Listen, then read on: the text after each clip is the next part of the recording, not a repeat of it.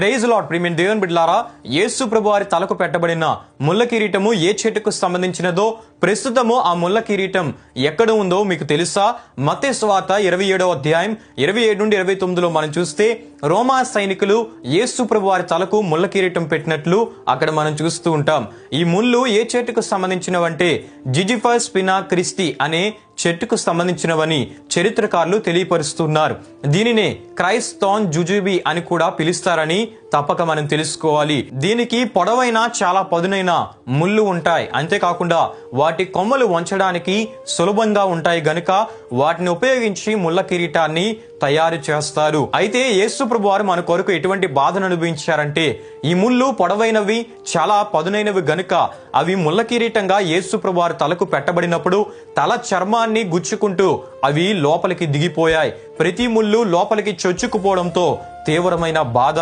అంతేకాకుండా తల భాగంలో రక్తనాళాలు ఎక్కువగా ఉంటాయి గనుక రక్తము విపరీతంగా కారింది.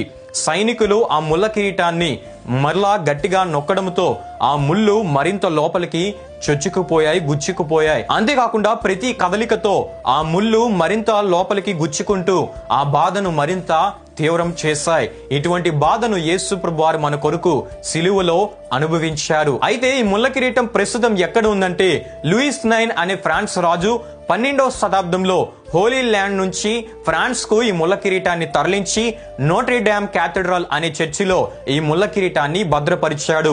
అయితే ఏప్రిల్ 2019 వరకు ఈ ముళ్ళ కిరీటం అక్కడనే భద్రపరచబడింది. ఏప్రిల్ 2019లో ఈ నోట్రిడామ్ క్యాథడ్రల్ అనే చర్చిలో అగ్ని ప్రమాదం జరగడాన్ని బట్టి ఆ ముళ్ళ కిరీటాన్ని సురక్షితంగా ప్యారిస్ లో ఉన్న లౌర మ్యూజియం లో భద్రపరిచారు. నేటికి కూడా ప్యారిస్ లో ఉన్న లౌర మ్యూజియం లో సజీవ సాక్ష్యంగా ఈ ముళ్ళ కిరీటం నిలుస్తూ ఉంది. ప్రియమైన దేవుని బిడ్డలారా, ఈ చరిత్ర సత్యాలు మనకేం తెలియజేస్తున్నాయంటే, మన రక్షణ కొరకు యేసు ప్రభువారు ఎంతో బహువేదనకరమైన శారీరక బాధను ఆయన అనుభవించారు.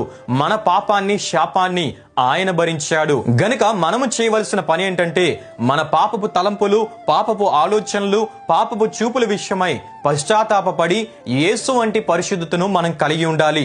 అప్పుడే మత్తయి సువార్త 5వ అధ్యాయం 8లో ఉన్నట్లు హృదయ శుద్ధి గలవారు ధన్యులు, వారు దేవుని చూచెదరు అనే స్థితిని మనం పొందుకోగలం.